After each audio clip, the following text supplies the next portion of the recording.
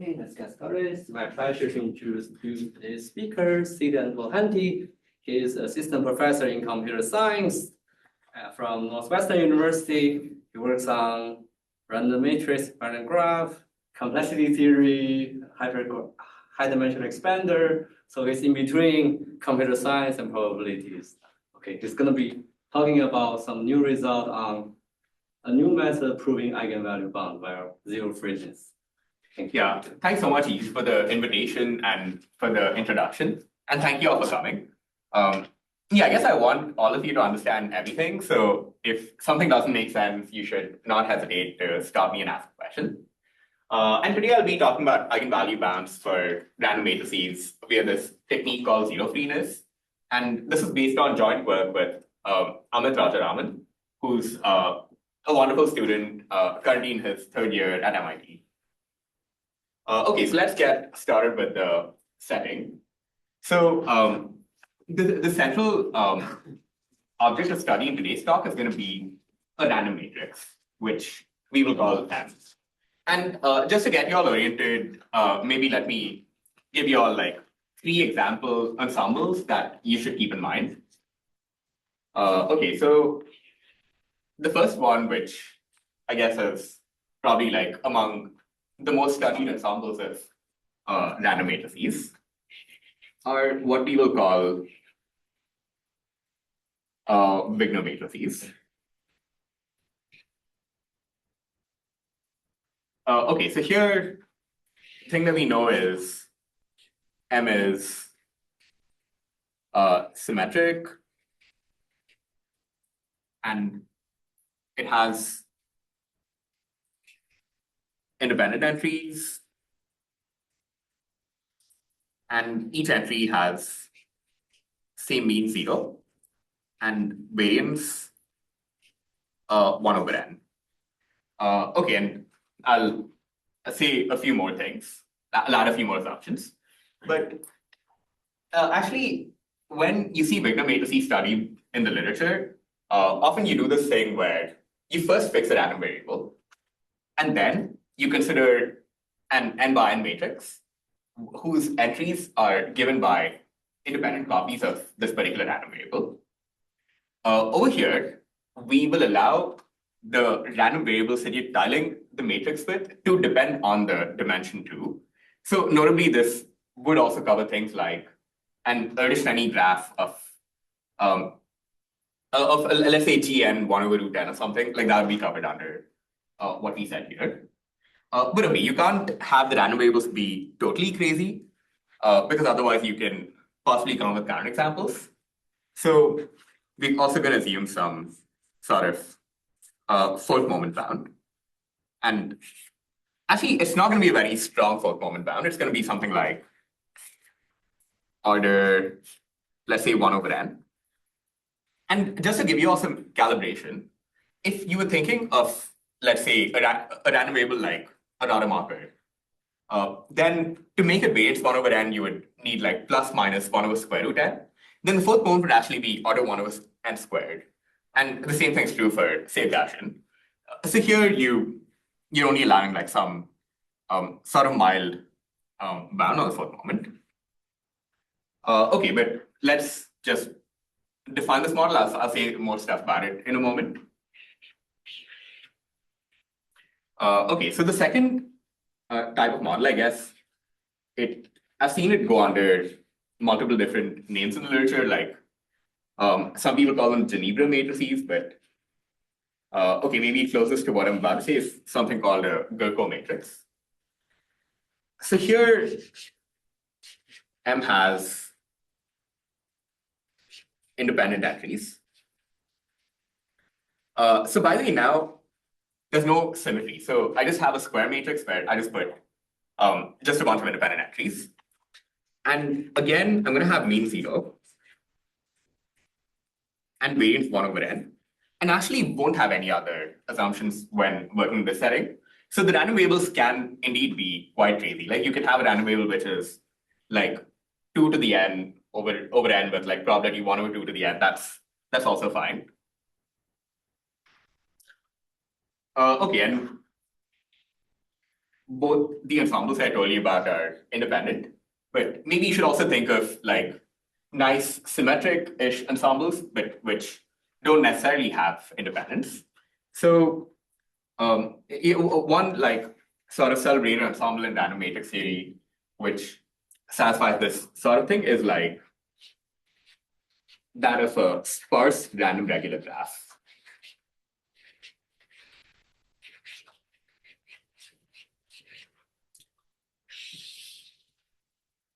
Where you have n vertices, and then you should think of D as being like a fixed constant. Actually, D could also depend on n, but you can even think of D as being like 100 or something. And then you sample this large random graph, and the corresponding matrix you're interested in is the adjacency matrix. So, okay, now that I've told you all a bunch of ensembles, what is it that we actually want to study? So the main motivating question is, what is the spectral radius? And here, the spectral radius of a matrix refers to the magnitude, the largest magnitude eigenvalue. So what is the spectral radius of M? And this is an extremely well-studied question. There's probably on the order of like 500 to 1,000 papers that like study this thing for like various random matrices. Possibly that's an underestimate. And people have developed like many different tools to actually answer questions like this. And maybe today I just want to tell you all like yet another method with which one could address this question. And maybe some advantages and disadvantages compared to the previous tools.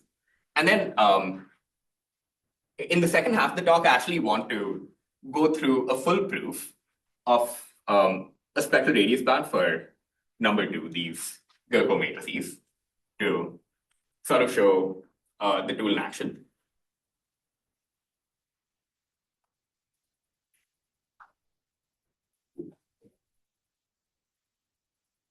Okay, so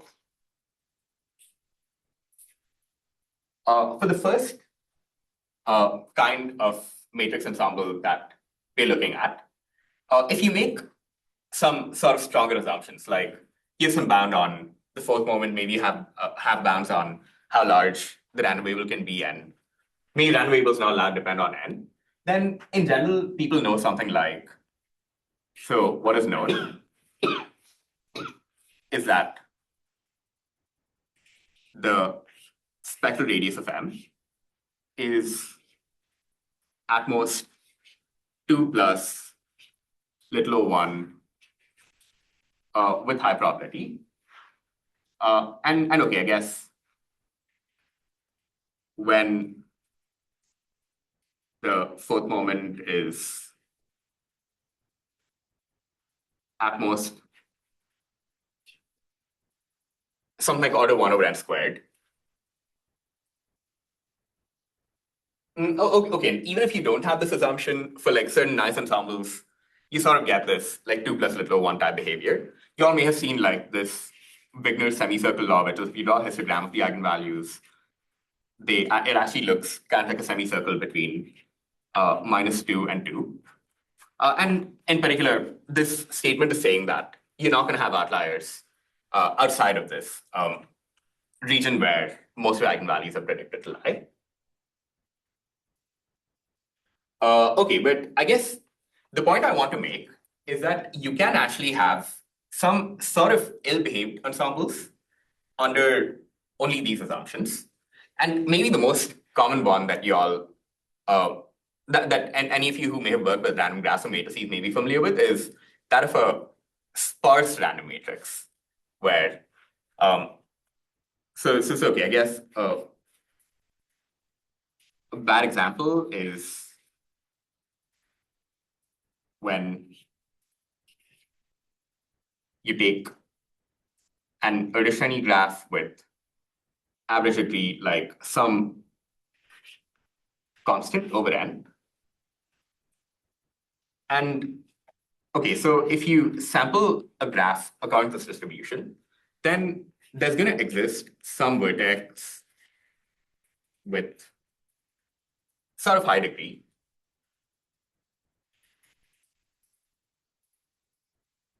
The degree is going to be at least like log n over log n, and this vertex alone, you'll be able to blame a large eigenvalue on this vertex. Okay, so it turns out that actually, in some sense, this is the only way in which something bad could happen. So here's a theorem that this new method lets you prove in a sort of clean way, which is the spectral radius of this random matrix is at most.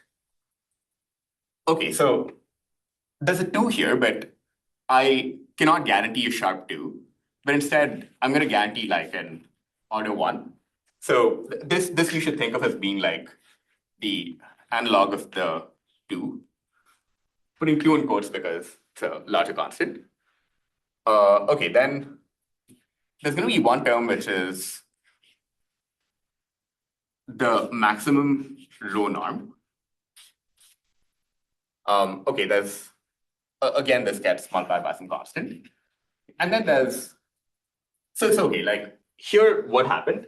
This high degree vertex gave you a row with a lot of non-zero entries, and that row you sort of pin the blame of having a large eigenvalue in that row, and that's what this term is doing. And it's just that.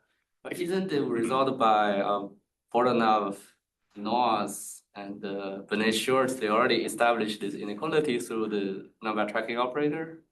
Yeah, so they do this for graphs, I think. So okay, so this is like maybe for a quicker way to get there. Yeah, and it's a cleaner way to get it, which maybe doesn't really use like too much about the distribution. Yeah, okay, by the way, I should say that like a lot of the results from that I'll tell you about today, like there's like versions of it that are like already known, like most of the results are not new, and maybe the cool thing that I want to get to is maybe more the technique. So yeah, but that's a good question. Okay, and maybe another thing that could happen is you just have a single large entry somewhere, and that might bother you. But isn't that a sub-leading term compared to the maximum L2 row? Oh yeah. So yeah, this term's even maybe not actually necessary. Okay. Sorry, what's MI again? MI is the ith row of the matrix. Okay, so this is for first one. Actually, for these, so this is also with high probabilities, that sense, yes? So okay, so this is this is another thing I forgot to mention, which is also sort of a drawback of the technique. So all these results that I'm telling you about with this other technique are actually with some constant probability. In this case, if you have bounded entries, you can boost it to high probability using like Lipschitzness and such. Yeah. Right. So so if you know more about your distribution, there are actually ways to say that like your spectral norm concentrates without actually saying where it concentrates around. But so it's okay. There's like these various tricks one can do. And okay, by the way, if you wanted probability like 99.9%, like a constant, you would just pay over here. So it's okay. Essentially, what we do is we are able to say something with the expected spectral radius, and then any probability bound you get via Markov. So then, yeah. So the second one, which has to do with like this asymmetric matrix ensemble, is the spectral radius is at most, again, a constant, and with constant probability.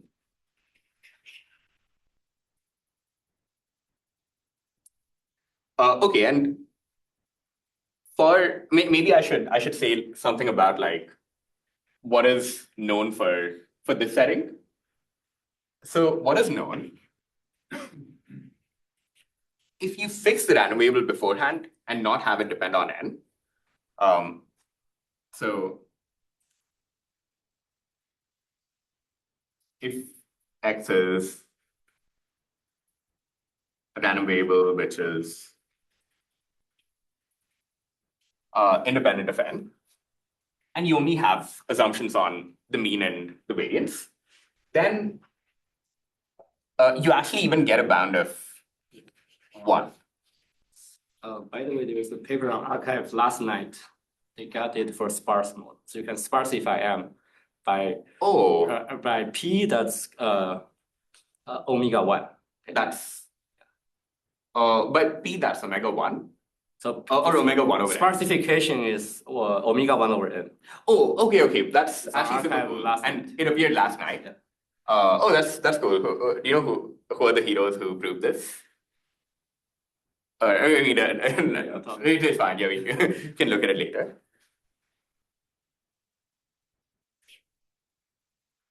Right. Okay. Independent essentially means the variance is at the level of 1. Yes. Is that? Yeah, if you take mean 0, variance 1, and you scale by 1 over root n, then the variance becomes 1 over n. But here it says independent of n. So. Oh yeah. So I guess M has. Yeah. Okay. I should have been more clear about this. So M has copies of x over square root n. You scale it. Yeah, you Okay, need to okay. scale it. Yeah. Okay. Yeah, and I guess at least this particular result is due to Bordunov, Chafai, Garcia Zalada. And okay, I guess I will also hopefully later in the talk give you all an example of a sparse ensemble where the bound on the spectral radius is actually like it can actually be like 3 or something with constant probability. So in some sense, both this order 1 bound and the constant probability are like inherent if you're only making these assumptions. Yeah, and by the way, okay, I guess the sparsity and the thing I will tell you is like less than 1 over n. It's like maybe 0.5 over n or something. So okay, but I'll get to it like in maybe in the second half of the talk. Okay, and for the third ensemble that I told you about, okay, it was proved by Friedman that, okay, I guess you have to go for the second eigenvalue because if you have an adjacency matrix, the all once vector gives you like an eigenvalue equal to the degree. And the second eigenvalue is maybe the more interesting one of the adjacency matrix, or okay, let me just call it M to be consistent, is at most 2 root d minus 1 plus little o 1 with high probability. But I guess the and yeah, there have been other proofs of Friedman's theorem since, like Friedman's original proof was really long, like more than 100 pages, and Bordunov gave a significantly simpler proof, but okay, still like 30 pages. And there's actually this recent remarkable work that used a technique called the polynomial method, which is nothing like anything I've seen, which gives a fairly short proof. But okay, this gives yet another proof, but again, it like loses out on the constant. It gives like an order square root d bound, and again with, at least if one uses Markov with constant probability, but there are actually arguments from the 80s that do tell you that the spectral radius concentrates in a root d window with high probability. I think by Shamir, it's like some martingale based thing from. Yeah, but they use epsilon net For over Shamir, and yes, they have a big old root d bound with high probability. Yeah, you need to use some Friedman So I think martingale thing. that thing was maybe that net thing gets them a ordered D to the 3/4 bound, and then they use a martingale to say that it's concentrated in a root D window. So if one only uses the martingale thing, you could like apply it here and get a high probability statement, but okay, maybe for now, let's say we are not trying to be sophisticated and just using Markovs, so then you get like with constant probability. Okay, so I guess that's it for the flavor of results. Yeah. My attention went out a little bit. So lambda 2m is the second largest. What does The second largest, second and value. what does zero-freeness mean? Oh, okay. So I guess zerofreeness is like from the title. So it's like whatever technique that I'm about to tell you can be used to get an ordered square root D bound.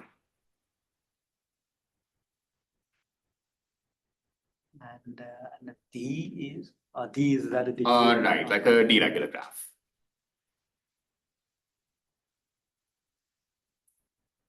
Can you get this big root D all the way from constant to growing degree? Yeah. So it works for. Okay. So maybe I should be more Shamir precise, bound like it works for. has a barrier at the root end. Right. Okay. So one thing is it's a random deregular graph according to the configuration model. And so and once these growing, the graphs are not going to be simple. They're going to have like self loops and multi-edits and so on. But you don't have to work on this contiguity condition. yeah. So I guess we don't really like worry about like simple versus non-simple. So, and I think contiguity stops holding once you're like a growing degree. Right. And here, why we talk about second largest? So rho is right. So where's rho is the largest one, right? So if you look at the adjacency matrix of a graph, it's a 0-1 matrix.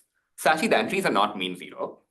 So actually, if you look at the all ones test vector, like you look at 1 transpose M1, this ends up being like the roughly the degree of the graph times n. And okay, the n you should really think of as being like the all ones vector squared. So it's like it has sort of an the top eigenvector is all ones, but that's like maybe for uninteresting reasons. And actually, for a lot of properties you might care about in graphs, like expansion or like the size of cuts and so on, the second largest eigenvalue is like the important one to control. So then you're like, if you remove the all ones thing, so maybe you can equivalently think of M as being like, so if you want spectral radius bands, you think of M as being like the adjacency matrix minus like the rank 1 top eigenvector, which is going to be like the all ones vector, and okay, I guess the D over N is like the right scale of what you should be using.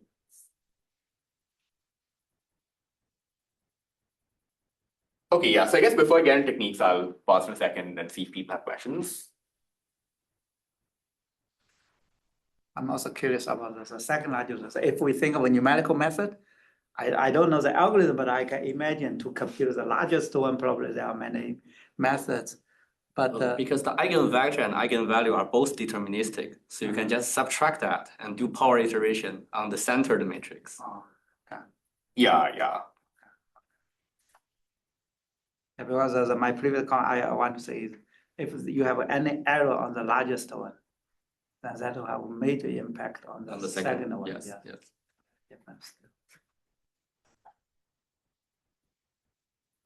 Okay, so I want to get into like the techniques that we use. So I'm going to raise some stuff.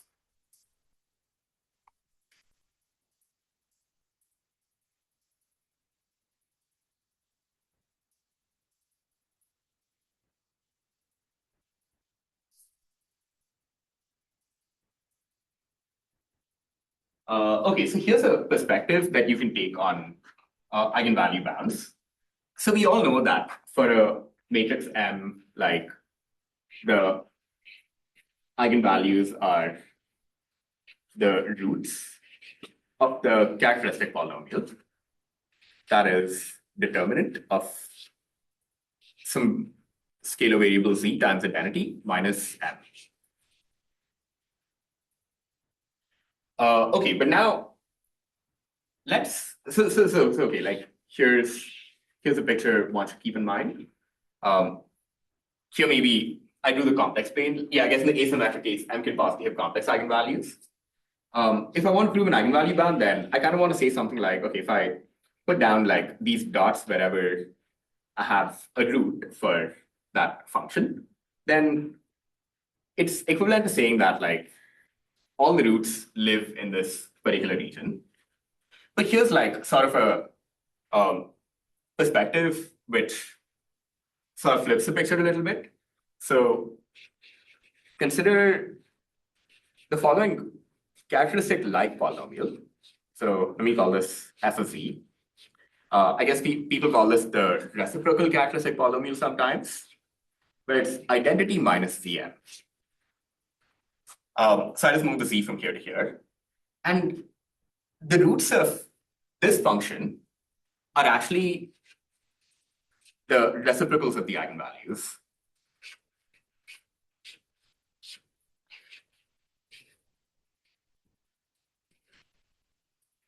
So then in this picture, you actually want to say that here you have a circle, but to say that there's no eigenvalue larger than, say, some number like 1 or 2 or something, you want to say that there's actually no roots of this particular function f, which happen to live inside this disk. So you want to say that you're zero free here. So that is the kind of statement that you want to show. And it turns out that like there's actually some like really nice tech from complex analysis towards proving things like this for functions. And maybe like one thing which so it's okay. I guess I never actually took any complex analysis class, but when leafing through textbooks and such, like one thing which you may have seen if you took a class or read one of these textbooks is something called the argument principle, which actually expresses some sort of integral, and somehow, even though it's a continuous integral, like it always evaluates to an integer, which is a crazy thing. And in particular, the integer evaluates to a number of roots. Now, that's not the specific complex analytic tool we'll be using today. We'll be using something which is closely related. So let me introduce what that tool is.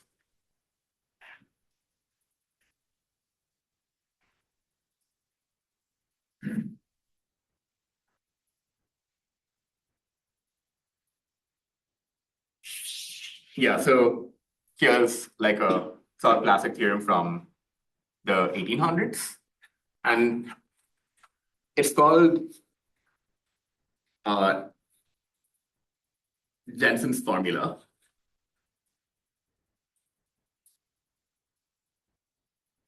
Actually, I think the white was a better color, so let me go back to it. So it says the following. So let's say f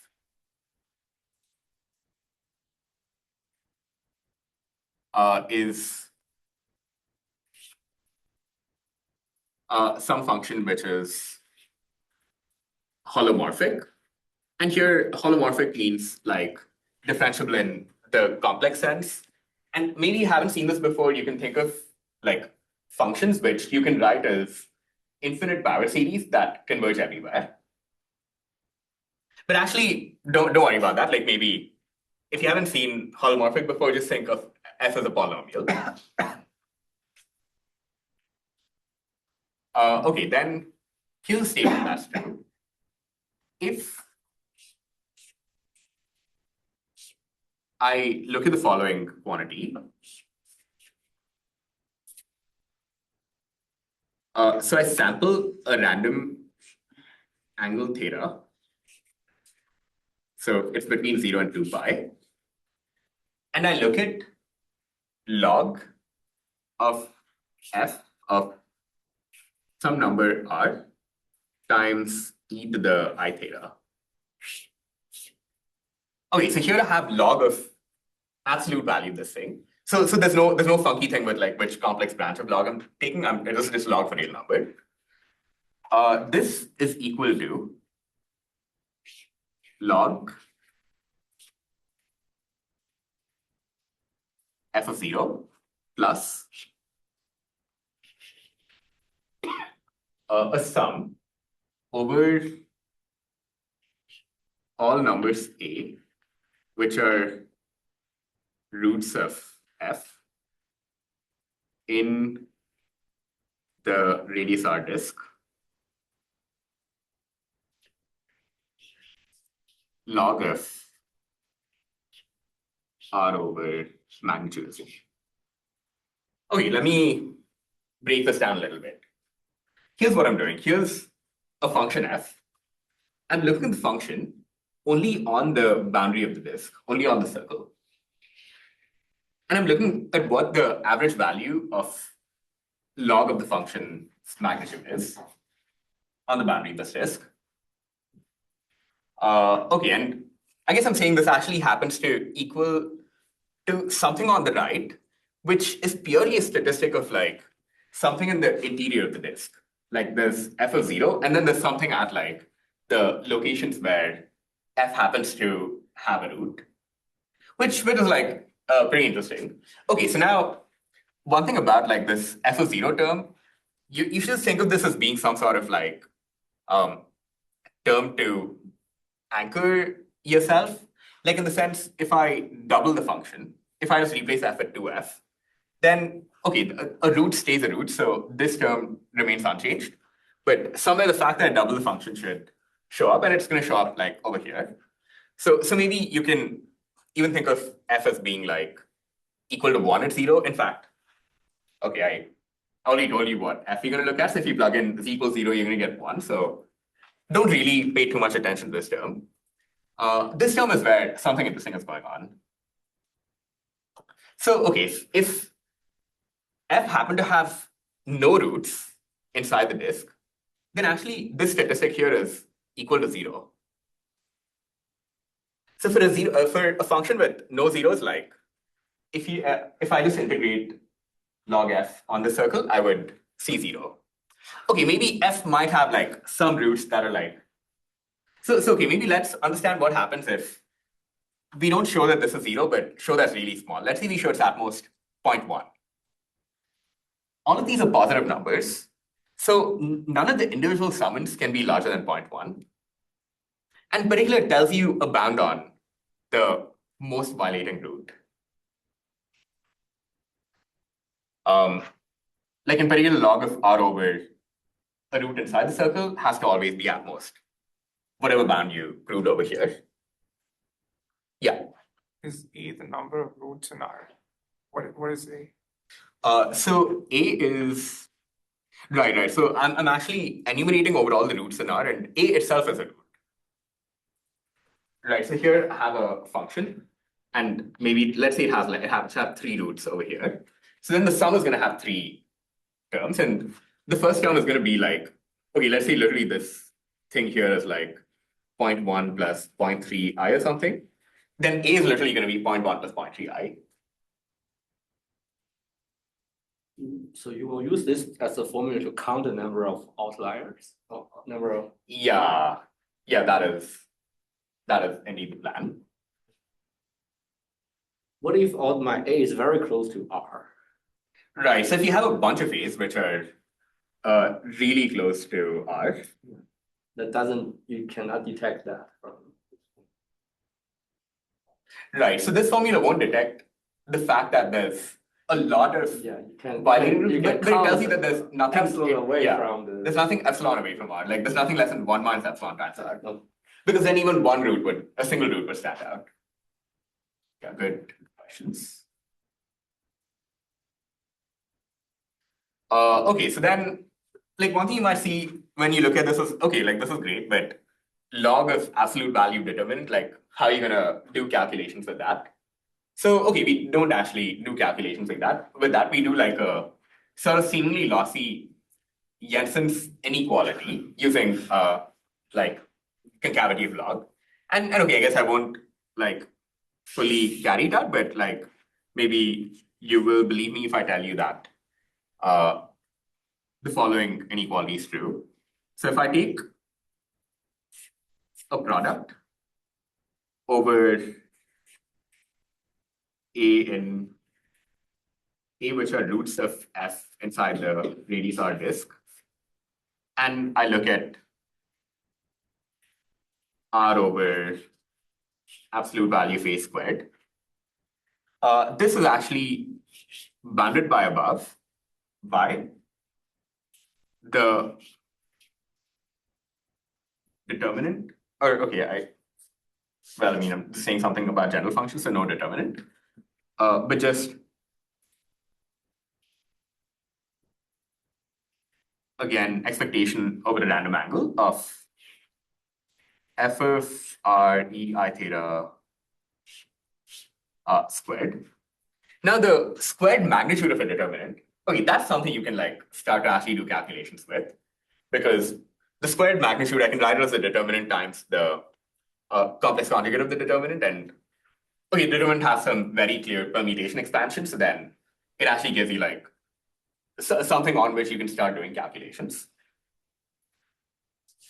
Okay, and let me just rewrite the same thing, but maybe now instead of just roots of some holomorphic function, like concretely in the context of eigenvalues, what this thing means. So what this is saying is,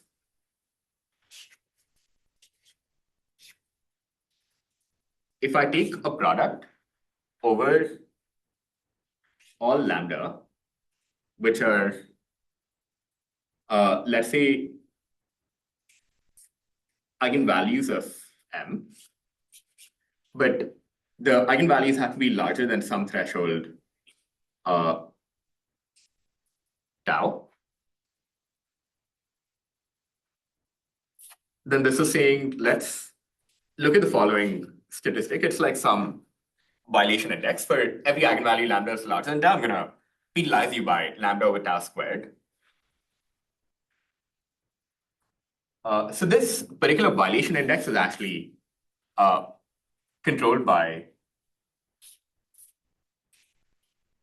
the determinant.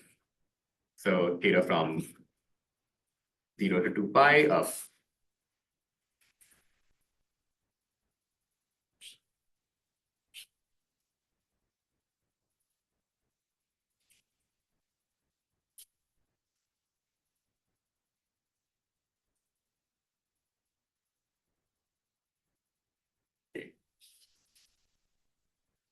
Wait, where does theta come in? wait, sorry, could you say the question again? Where does theta come in? Z Oh, sorry, so the Z is like R times E I theta. Yeah. Let me just try this properly.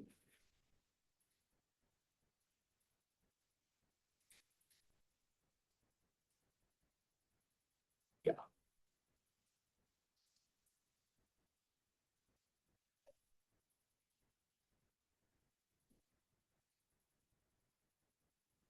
I see. So for Gerkel ensemble, that square second moment of the determinant is easy to Yeah, You that's need another expectation over M. yeah, so by the way, this is true for any matrix. But yeah, I guess now we will compute what the expectation of this thing is for like a random matrix. Yeah, so this is just like a statement about like eigenvalues of matrix exceeding some threshold being bounded by like the determinant.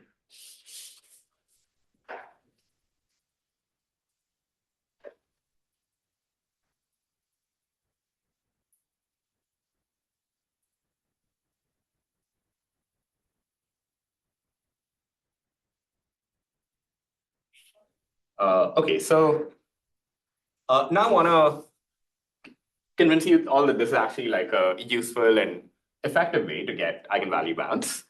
So I'm going to do that by demonstrating this method on the Gerko ensemble, which I erased. So let me rewrite what it is. So M is an n by n matrix with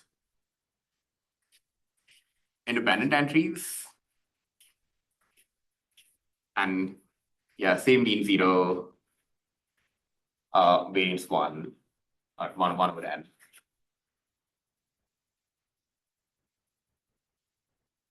Okay, so we said essentially to control this thing. Oh, so okay, by the way, another observation I want to make here is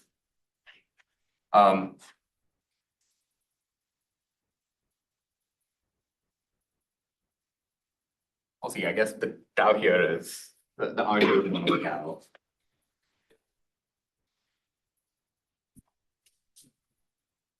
Like just to make the connection to eigenvalues more transparent, like the spectral radius is going to show up as one of the eigenvalues. So literally the spectral radius squared over tau squared is at most that. Because here I'm multiplying a bunch of terms that are larger than 1. I'm just dropping everything that's not the spectral radius. Okay, so hopefully from that inequality, it's like pretty reasonable that we want to get a control over this term over here. And now we're going to bring the randomness of m into the picture and simply control the term on the right in expectation. So let's do it. So if we look at expectation over m, okay, and just for succinctness, I will use z to denote that thing, like e to the I theta over tau.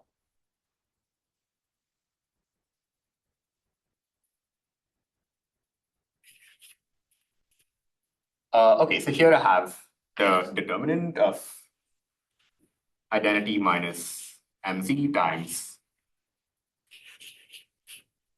When I look at the complex conjugate, I basically get something like this.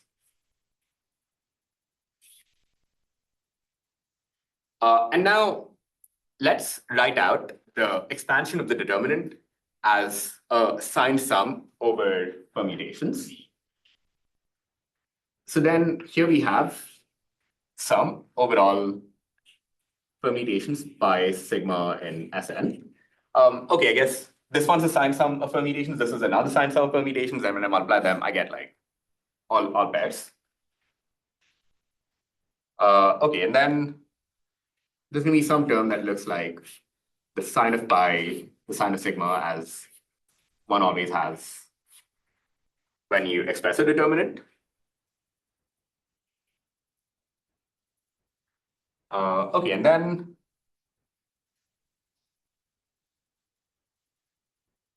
you pick up an m term for every index in the permutation that's not a fixed point of the permutation. Otherwise, you pick up identity. Okay, I guess maybe for now, let's make a simplifying assumption which shouldn't affect anything, that the diagonal of m is 0. Like let's not worry too much about what's going on in the diagonal. It just struck me that it shouldn't change much. Okay, so if pi happens to have I as a fixed point, then you're basically going to be looking at the II entry, which is just a 1. So really the only thing that matters is the non-fixed points. So here I'm going to take a product over I, which is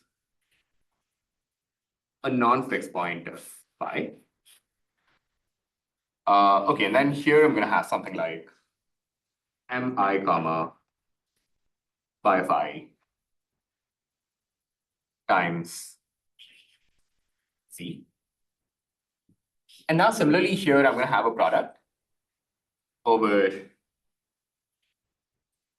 all the indices which are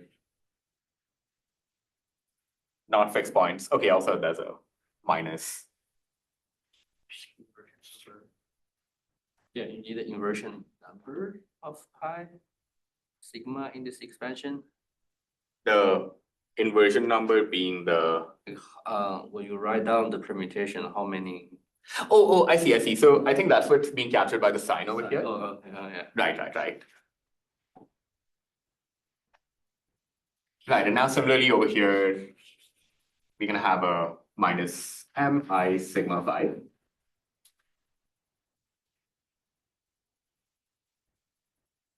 Okay, and by the way, you're like hitting all this with an expectation. Also, the bias came from this determinant. The sigmas came from the one where I'm looking at everything but complex conjugated. So let me remember that and put complex conjugates here. Okay, so now I want to use assumptions about this random matrix ensemble. Okay, mi comma pi phi. It's actually just gonna expect out to 0 unless it sees the corresponding complex conjugate entry. Unless it sees the complex conjugate of I comma pi phi. So actually, unless pi is literally equal to sigma, the entire term zeroes out. If pi is not equal to sigma, let's look at an index where they disagree. I of pi phi is never going to meet the same edge in sigma because I mass is something else in the sigma permutation. Okay, so there's a spectacular cancellation that happens. So then we're simply left with a sum over pi and Sn. Now, wherever we see sigmas, we just place a pi. The sign of pi is equal to sign of sigma, so this is just like a positive term. Similarly, all of these terms get mashed and you get some absolute value square thing. Okay, so let me just write that out. So we're gonna have a product over I, which are not fixed points of phi of mi pi phi squared. Okay, and there's also going to be like a z squared type term. But all of these are independent, so the expectation of the product factors and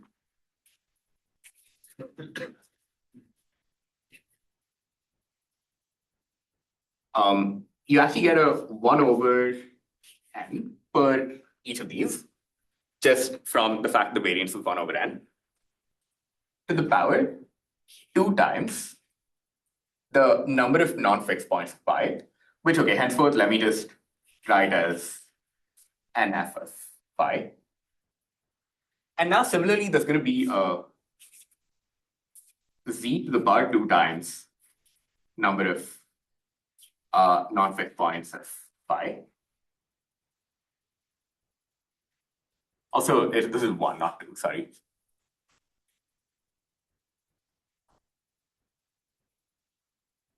Okay, so here we have some sum over permutations, and you're summing up some coefficient which depends on how many non-fixed points you have. So let's just write that out. So here we have a sum over all integers k, and here we're going to put something like sum over all permutations pi, which such that phi has, or just nf of phi equals k, and then here we have something like a z squared over n to the power k. Okay, so we essentially want to solve this like counting problem. So let's solve the counting problem in the following way. I need to tell you k of the non-fixed points, so the fixed points permutation is determined. There's roughly n choose k ways for me to tell you how many non-fixed points there are. And on these k things, I have a non-fixed permutation, but let me just assume we have any permutation. So there's k factorial ways to pick what the permutation here is. So in particular, okay, like, okay, let me write out whatever I said. So here we have a z squared over n to the power k times n choose k. This is basically pick the non-fixed set, and then k factorial, which is you're picking the permutation on the non-fixed set. But this is essentially like an n to the power k. So this, so I guess this is an upper bound. So this actually looks like a geometric series.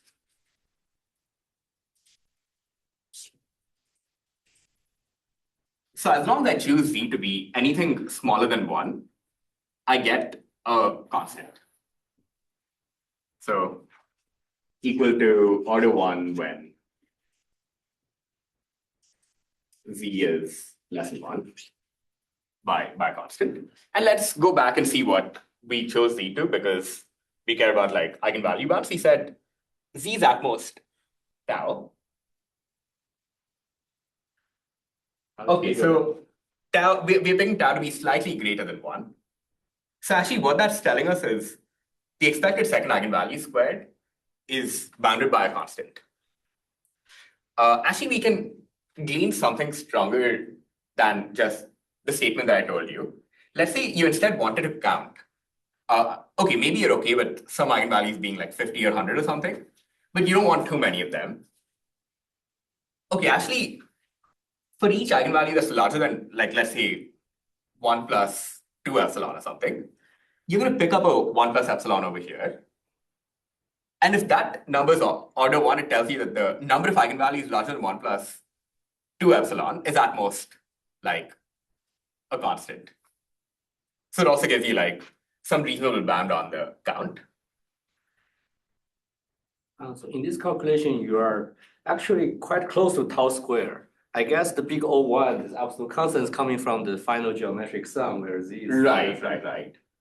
So yeah, you can that optimize like a things a z little square bit. minus 1 term, slightly off like that. Yeah. So it's only slightly off. That's right. So okay, I guess this sort of concludes a proof for that here. Yeah. Sorry, just to clarify on that point. So your lack of finding the 2 is not because of this sort of farthest kind of what did you call it, noisy version of done sets, but it's actually because of this calculation here. Is that the right way to interpret that? Oh, so actually, we are like losing something when we use Jensen's inequality on this formula to, like in some sense, yeah, like here in this formula, it's like, okay. So we're saying this thing over here has to evaluate to something close to 0.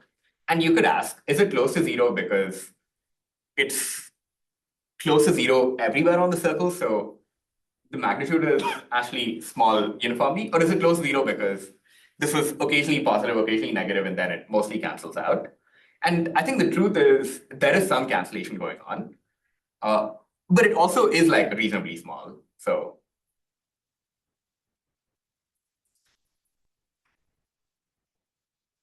the Jensen's inequality is not seeing the cancellation; it's only seeing the magnitude.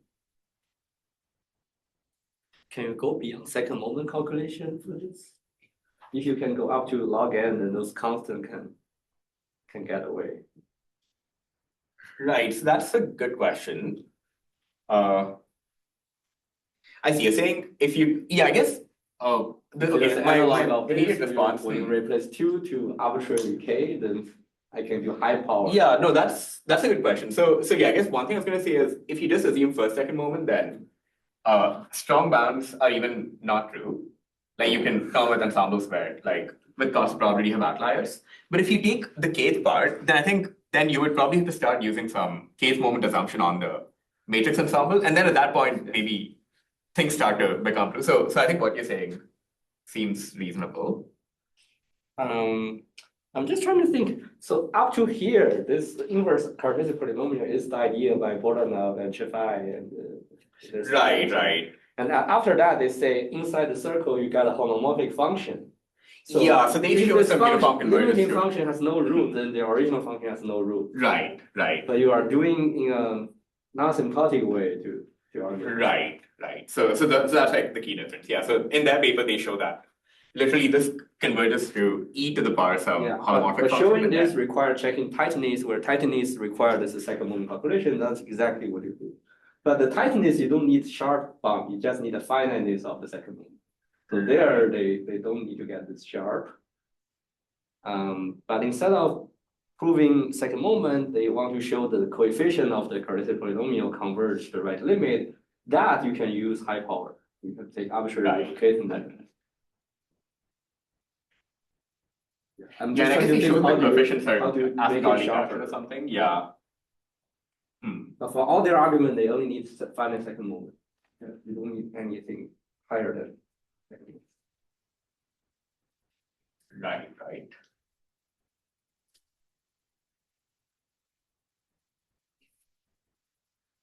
Any Yeah. other No, that's question? a good question. Any other question?